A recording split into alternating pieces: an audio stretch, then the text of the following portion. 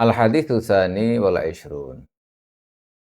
Hadis yang kedua wal ishrun 20, artinya hadis yang ke-20.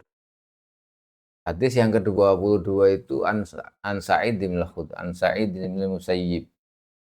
Saking Sa'id bin Musayyib. Boleh Musayyab, boleh Musayyib, tapi yang bagus Musayyib. Musayyib ya. Radhiyallahu taala anhu. Min kibari tabi'in ini. Qala kharaja Ali bin Abi Thalib, kata Sayyidina Sa'id bin Musayyib, suatu hari Sayyidina Ali keluar. Zata yaumin, yang dalam sijining dina. Keluar minal baiti, dari rumah. Sayyidina Ali suatu hari keluar dari rumah. Fastaqbalahu Salman Al-Farisi radhiyallahu taala anhu. Lalu setelah keluar dari rumah, bertemu atau diterima, ya artinya bertemu dengan siapa? Sayyidina Salman Al-Farisi radhiyallahu taala anhu.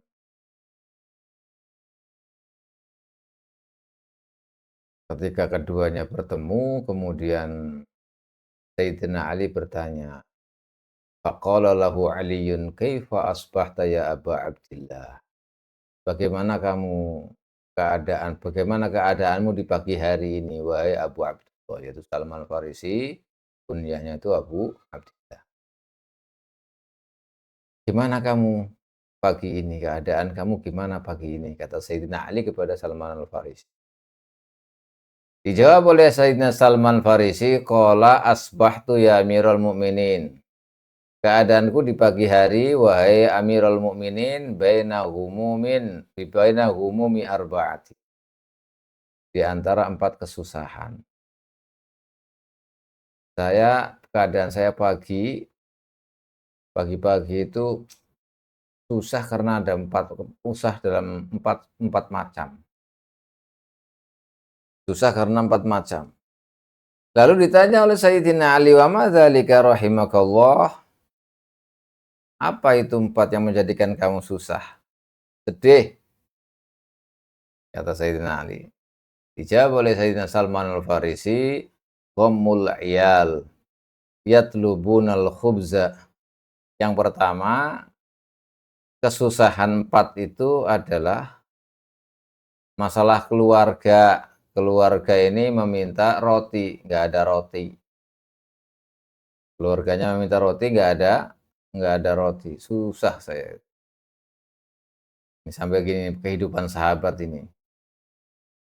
Banyak yang kekurangan. Padahal kalau Rasulullah mau memintakan untuk sahabat-sahabatnya pasti dikasih. Tapi keadaan sahabat ya begini nih. Karena mengetahui bagaimana fadilah atau keutamaannya hidup seperti ini.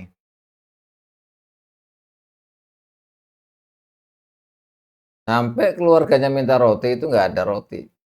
Menjadikan Sayyidina Salman Al-Farisi itu susah. Yang pertama. Yang kedua, wa ghammul khaliqi ya'muruni bitta'ah. Yang kedua adalah kesusahan yang datangnya dari Al-Khaliq, Allah Subhanahu wa taala, untuk yang memerintahkan agar berbuat taat. Itu susah karena berbuat taat susah, berat. Itulah yang menjadikan aku susah, kata Salman Al-Farisi.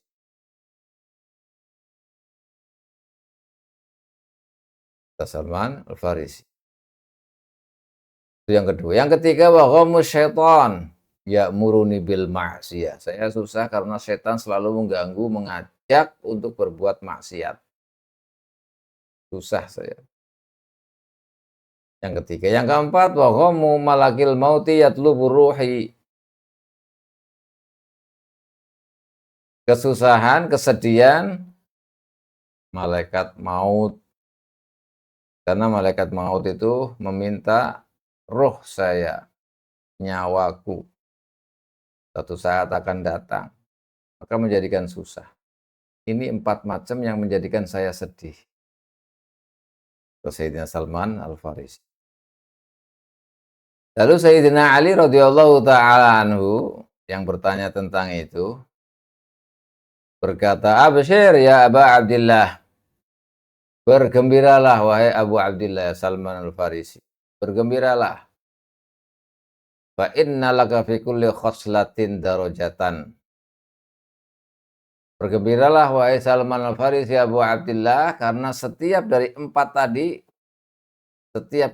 tadi itu ada derajat yang engkau peroleh. Fa inni kuntu dakhaltu ala Rasulillah sallallahu alaihi wasallam zata yaumin. Qala kaifa asbahta ya Ali? Faqultu ya Rasulullah fi arba'ati humumin laisa fil baiti. Nah, fi arba'ati humumin. Ketahuilah wahai Salman Al-Farisi Abu Abdillah, saya pernah ketemu dengan Rasulullah Shallallahu Alaihi Wasallam. Saya masuk ke rumahnya Rasulullah waktu itu. Dan pada suatu hari, kemudian Rasulullah bertanya seperti yang saya tanyakan kepadamu, kaifa asbahta ya Ali? Bagaimana keadaan kamu di pagi hari? Saya menjawab, wahai Rasulullah, saya di pagi hari keadaanku susah karena empat macam. Yang pertama fil baiti ghairul ma'. Laisa fil baiti ghairul ma'. Di rumah tidak ada apa-apa, yang ada hanya air yang pertama. Saya susah, enggak ada apa-apa di rumah, enggak ada makanan. Yang ada cuma air. Sehingga saya susah. Kata Sayyidina Ali. Kalau tadi Sayyidina Salman Farisi yatlubuna al-khubuz, yani ghammul 'iyal yatlubuna al-khubuz. Keluarganya Sayyidina Salman di rumahnya tidak ada roti, minta roti tapi enggak ada. Sayyidina Ali di rumahnya tidak ada apa-apa kecuali air. Wa inni muhtamun bihali afrakhi. Nah, kalau keadaan di rumah itu tidak ada air, tidak ada makanan kecuali air, maka saya itu susah. Bagaimana keluargaku? Susah karena keluarga tidak punya untuk diberikan kepada keluarganya, kepada anak-anaknya. Ini nggak ada apa-apa, cuman air doang. Pernah saya katakan kepada Rasulullah ketika ditanya oleh Rasulullah, kaifa asbahta ya Ali? Itu yang pertama. Yang kedua, wa gham ta'atil khaliq. Sama seperti Salman Al-Farisi. Susah untuk taat kepada Allah Subhanahu wa taala. Wa ghammil akibati, dan susah nanti di akhir hayat. Wa ghammi malakil mauti, dan susah karena malaikat maut. Hampir sama, cuman berbeda sedikit dengan kesusahan yang dialami oleh Salman Al-Farisi. Setelah saya sampaikan kepada Rasulullah demikian, ada 4 kesusahan, kesedihan yang menimpaku di pagi hari. Lalu Rasulullah bersabda, "Absyir ya Ali, berbahagialah wahai Ali, fa inna ghammal 'iyali sitrun minan nar." Kata Rasulullah, berbahagialah karena kesusahan, kesedihan karena memikirkan keluarga itu sebagai tutup dari api neraka. Jadi penghalang dari api neraka. Jadi kalau kita ini susah karena memikirkan ekonomi keluarga, itu merupakan salah satu tutup penghalang dari api neraka. Kata Rasulullah.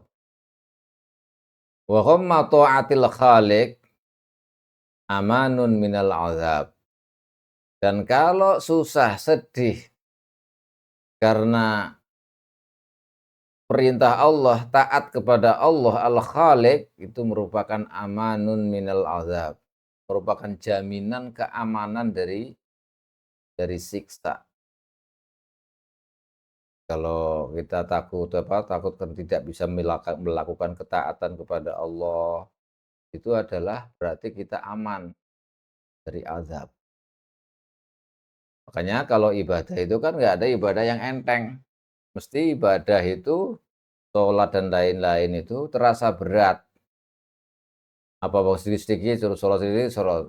Itu sedih. Tetapi jangan kemudian ditinggalkan, harus dilaksanakan karena itu adalah jaminan keamanan dari Allah untuk mengamankan kita dari ini yang kedua. Wa ghammil akibati jihadun, atau kalau dibuat atap semua fa inna ghammal iyal berarti ghamma ta'ah wa ghammal akibah. Dan kalau susah untuk di akhir hayat bagaimana? Khawatirlah istilahnya di akhir hayat nanti, khawatir bagaimana nanti kejadiannya, apakah termasuk orang yang matinya husnul khotimah apa su'ul khotimah wal billah.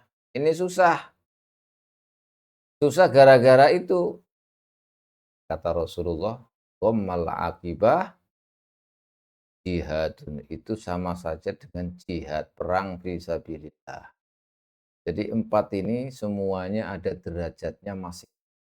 Ini yang disampaikan oleh Sayyidina Ali radhiyallahu ta'ala anhu kepada Sayyidina Salman Al-Farisi. Wa huwa afdhalu min ibadati sittina sanah. Ghammul akibah, kita memikirkan bagaimana akhiran kita sampai kita sedih, sampai kita susah, itu lebih baik, lebih afdol, lebih utama dibanding dengan ibadah selama 60 tahun. Ya Allah. Wa ghammu malakil maut kafaratuz dzunub. Dan kalau kesusahan, kesedihan dari malakil maut, susah nanti kalau ketemu malakil maut, malaikat Israel, itu adalah kafaratul dzunub, bisa melebur dosa semuanya. Jadi kalau kita khawatir nanti kalau ketemu malaikat Israel itu bagaimana, malaikat maut itu bagaimana, kita sedih untuk menghadapinya, memikirkan itulah istilahnya, sampai sedih memikirkan itu, maka itu bisa melebur semua dosa. Ini yang dikatakan Rasulullah kepada Sayyidina Ali, terus diceritakan kepada Salman Farisi. I'lam ya Ali anna arzaqul ibadi 'ala Allah taala. Ketahuilah wahai Ali bahwa rezeki hamba-hamba Allah itu ya ditanggung oleh Allah, sudah ada pembagiannya masing-masing. Kata Rasulullah kepada Sayyidina Ali. Ini masih ceritanya Sayyidina Ali ini kepada Sayyidina Salman. Ma'annahum, maka sertane temen sedune priyatine sliramu la yadurru iku ora bahayani apa hum ka wala yang faulan ora manfaati apa hum. Ghaira annaka tujaru alaihi. Kecuali temen sedune ira iku tujaru diganjar. Sapa sira alaihi ngatasé gham. Kun ana sira syakiron iku wong kang syukur, mutiat tur wong kang taat. Wakulan tur wong kang akeh pasrahe, akeh tawakale. Nek kowe iso ngono takun mongko ana sliramu iku min asdiqa illahi, saking setengah saking pira-pira wong sing bener-bener nemen-nemene Allah. Jadi koncone Allah maksudnya orang-orang yang disayang oleh Allah. Kata Rasulullah, wahai Ali, rezeki-rezeki, ketahui rezekinya hamba makhluk itu ditanggung oleh Allah. Nah, kesusahanmu, kesedihanmu itu tidak mempengaruhi apa-apa, tidak menjadikan kau, tidak membahayakan kau, tidak juga memanfaat bagi kau. Tidak ada kau sedih juga, ya begitu, tidak sedih, ya begitulah. Karena rezeki itu sudah dibagi. sudah diatur oleh Allah. Tetapi kalau kau sedih tentang itu, kata Rasulullah, tu'jaru alaih, kau akan diberi pahala. Oleh karena itu, jadilah kau orang yang bersyukur, orang yang taat, orang yang banyak berserah diri kepada Allah, tawakal ala Allah. Kalau kau bisa begitu, maka kau akan menjadi orang-orang yang dikasihi oleh Allah, orang yang berarti dekat dengan Allah, kata Rasul. Ini rezeki, kalau kita bahas rezeki itu, jadi rezeki itu sudah ada takaran. Allah menciptakan manusia, apa saja hewan yang hidup punya nyawa, itu sudah ditakar oleh Allah rezeki. Ada yang takarannya banyak, ada yang takarannya sedikit. Kewajiban kita itu hanya bekerja. Contoh ketika Allah menciptakan, misalnya, menciptakan si A Fulan dengan di dunia, selama di dunia itu sudah ada jatah rezekinya sebanyak 100 juta selama hidupnya. Misal ini contoh, atau berapalah misalnya, atau 1 miliar selama hidupnya misalnya. Kalau umurnya itu 100 tahun, berarti tinggal bagi perharinya dapatnya berapa. Ada yang kemudian setiap hari, bukan setiap hari, setiap harinya berbeda-beda. Kadang mendapat 100, kadang mendapat ini, kadang mendapat banyak. Tapi tidak melampaui daripada yang sudah ditentukan, yaitu 100 juta atau 1 miliar itu tadi selama hidupnya. Ini gambaran contoh. Selama rezeki yang sebanyak 100 atau 1 miliar itu belum diberikan semuanya, maka selama itu pula orang itu tidak akan meninggal karena sudah jatah, sudah jatah, sudah targetnya, sudah dijatah seperti itu. Nah, kalau sudah meninggal berarti sudah nikmatullah di dunia itu sudah tidak ada. Makanya kalau kita telusuri hal seperti ini, manusia dari mulai alam rohim, di perut ibu sampai lahir, kemudian dari kecil sampai besar, besar, besar, tua lagi, kemudian sampai mati, itu perjalanannya itu hampir sama.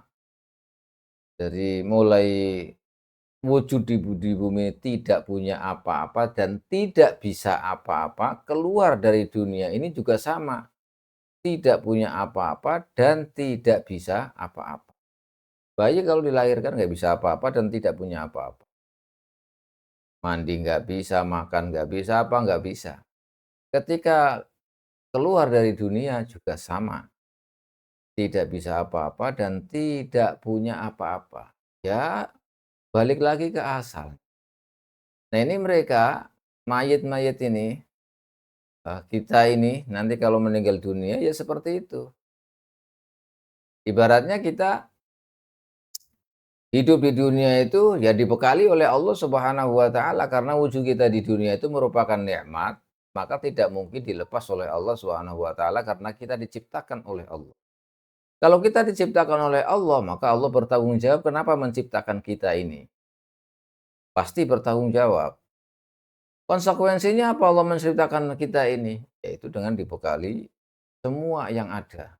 Semua yang kita perlukan, yang diperlukan oleh makhluknya, itu disediakan oleh Allah Subhanahu wa taala.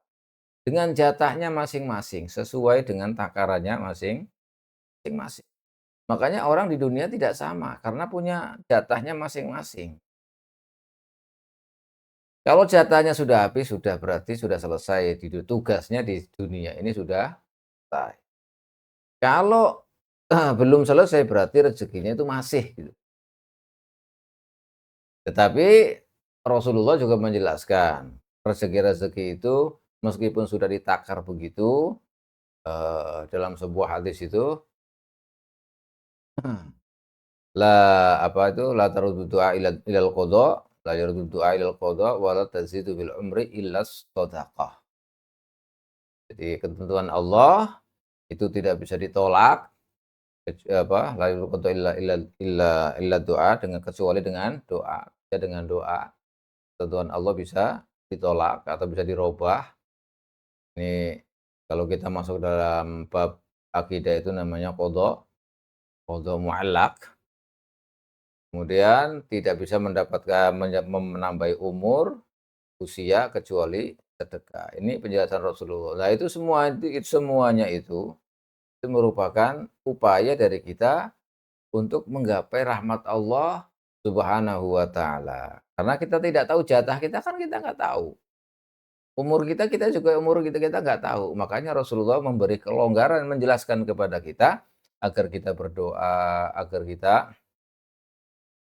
kita bersedekah, karena itu bisa menolak qada yang tidak baik, bisa menambah umur, ya karena semuanya itu karena kita tidak tahu. Ketentuan atau takdir kita tidak tahu, kemudian rezeki atau umur usia kita, takarannya berapa, juga kita tidak tahu. Makanya kita disuruh berdoa, disuruh bersedekah, disuruh silaturahim oleh Rasulullah Shallallahu Alaihi Wasallam. Ya karena ketidaktahuan. Nah ini kalau kita membahas rezeki seperti itu. Jadi manusia hidup di dunia itu sudah ada takaran rezekinya. Selama takaran rezekinya itu belum habis, maka manusia itu tidak bakal mati. Masih tetap hidup karena jatahnya masih. Oleh karena itu, ketika kita tahu demikian, maka kita nggak perlu stres, kita nggak perlu bagaimana. Kalau susah biasa wajar. Ya tadi susahnya 4 macam, Salman Al-Farisi, kemudian Sayyidina Ali radhiyallahu taala anhu. Ini hal yang biasa. Malah itu setiap kesusahan itu memiliki derajat tersendiri. Maka oleh Rasulullah dijelaskan, jadilah orang yang syakir, orang yang bersyukur, orang yang taat kepada Allah dan bertawakal kepada Allah. Kalau kau bisa begitu, maka kau akan menjadi orang-orang yang dekat dengan Allah Subhanahu. Nah, itu. Qultu ala ayyi syai'in ashkurullah ta'ala. Kemudian Sayyidina Ali bertanya kepada Rasulullah, "Lah kami ini bersyukur atas apa ya Rasulullah?" Kami bersyukur kepada Allah atas apa ya Rasulullah? Yang pertama, kita kan harus bersyukur kata Rasulullah tadi, syakiron muti'an wakulan. Jadilah kau bersyukur, orang yang bersyukur, orang yang taat dan orang yang bertawakal. Banyak tawakalnya kepada Allah Subhanahu wa taala. Maka Sayyidina Ali bertanya kepada Rasulullah, "Kita ini bersyukur, saya bersyukur atas apa ya Rasulullah?" Rasulullah menjawab, "Alal Islam." Kami bersyukur atas Islam. Kita hidup menjadi orang muslim itu nikmat yang besar.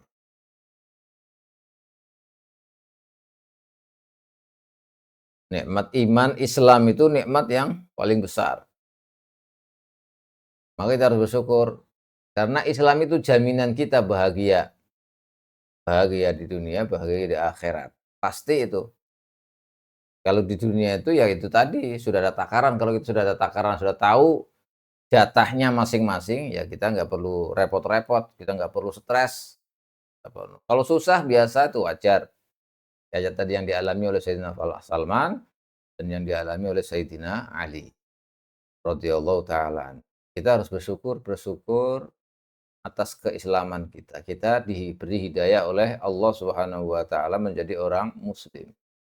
Walaupun bagaimana tetap muslim itu yang paling utama, makanya kita harus yang paling selamat dan paling aman, maka kita harus bersyukur atas itu. Lalu Sayyidina Ali bertanya lagi, karena tadi kun syakiron muti'an wakulan. Jadilah kau menjadi orang yang syukur, orang yang taat. Maka saya tanyakan yang kedua itu, ala ayyu qultu ayyu syai'in uti'u. Taat untuk apa wahai Rasulullah? Dengan apa saya taat kepada Rasulullah, kepada Allah Subhanahu wa taala? Ada pesan 3 tadi, kun syakiron muti'an wakulan. Yang syukur sudah. Kalau yang ketaatan, taatnya harus bagaimana wahai Rasulullah sallallahu alaihi wasallam? Dijawab oleh Rasulullah, "Qul la haula wala quwata illa billahil aliyyil azim." Katakanlah wahai Ali, bacalah, yaitu baca la haula wala quwata illa billahil aliyyil azim. Suruh membaca ini.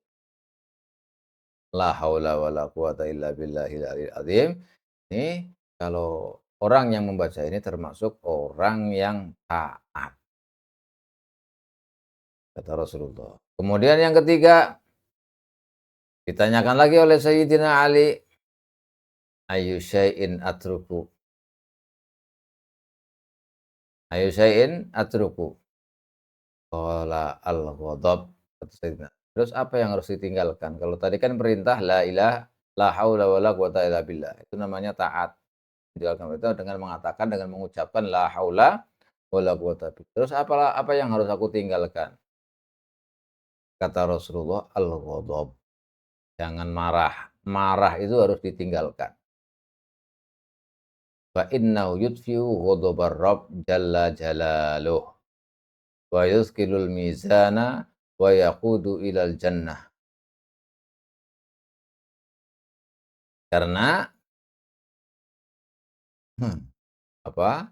Meninggalkan ghadab, meninggalkan marah atau ya, meninggalkan marah itu bisa meredam atau bisa mematikan ghadabar rabb, murka Allah Subhanahu wa taala, dan bisa menjadikan memberatkan timbangan, dan memberatkan timbangan amal dan akan menuntun ke surga. Ini kata Rasulullah. Taatnya itu yang dimaksud adalah membaca la haula wala quwata illa billahil aliyil azim, kemudian meninggalkan marah. Tuh, ini masih ada terusannya sebenarnya, tapi karena waktunya sudah habis, nanti kita lanjutkan ceritanya. Apa diselesaikan aja ini? Sudah selesaikan aja ini. Soalnya ada cerita lagi nanti. Kita akan.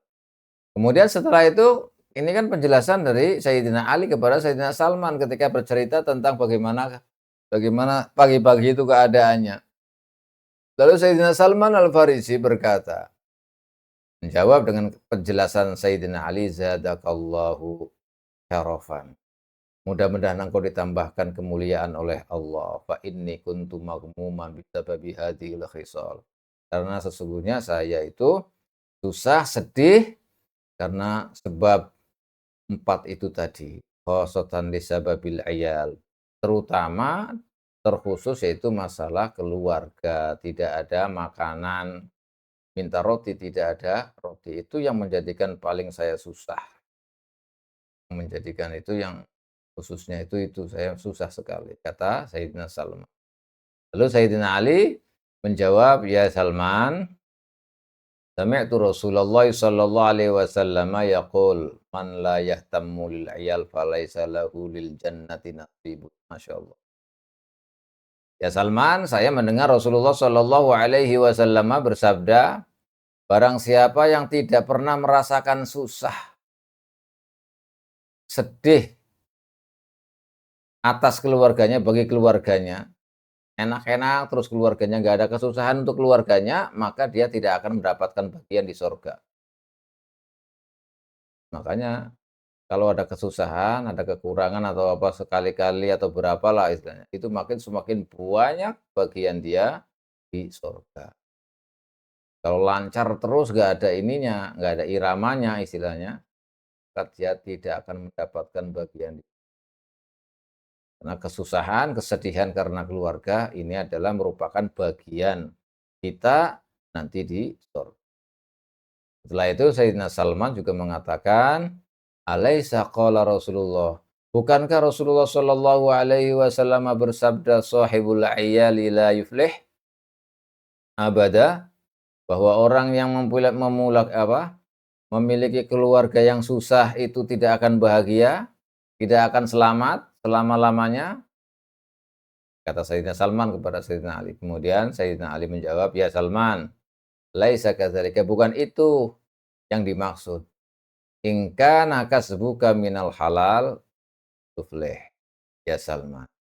Maksudnya, dari ungkapan Rasulullah bahwa orang yang sohibul ayal itu tidak akan bahagia, tidak akan beruntung, tidak akan selamat, itu maksudnya bahwa kalau keluarga itu dikasih, maka kalau ingka nakas buka minal halal taflu, kalau kau eh, pekerjaan kamu halal, maka akan selamat, maka akan bahagia, maka akan apa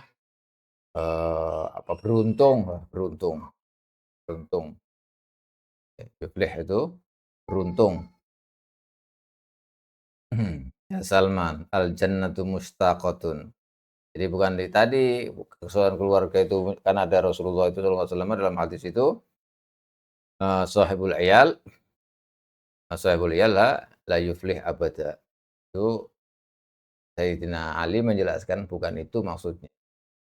Artinya kalau kau kerjaan kamu itu halal, kata Sayyidina Salman, al halal, maka kau akan menjadi orang yang beruntung. Ya Salman, al jannatu mustaqatun ila ashabil humum wal humum minal halali wa ala hadza. Nah, sudah seperti itu. Ya Salman, bahwa surga itu merindukan orang-orang yang punya humum, punya susah, kesedihan, kesusahan. Itu surga merindukan orang-orang yang seperti itu, kata Sayyidina Ali kepada Sayyidina Salman, orang yang susah mencari hal-hal yang halal. Susah mencari sedih mencari hal-hal yang halal. Itu dirindukan oleh surga. Jadi kita harus berbesar hati kalau misalkan ada kesusahan dalam mencari mencari rezeki atau untuk menghidupi keluarga, untuk yang halal kok susah dicari sampai kita merasakan sedih, itu adalah kita berarti dirindukan oleh surga. Kata Sayyidina Ali radhiyallahu taala. Sampai di sini hadisnya. Ya Allah nanti dijelaskan, ini ada terhubungan dengan ini, adalah ada cerita yang unik. Jadi diteruskan insya Allah pada pertemuannya. Wallahu a'lam bishawab.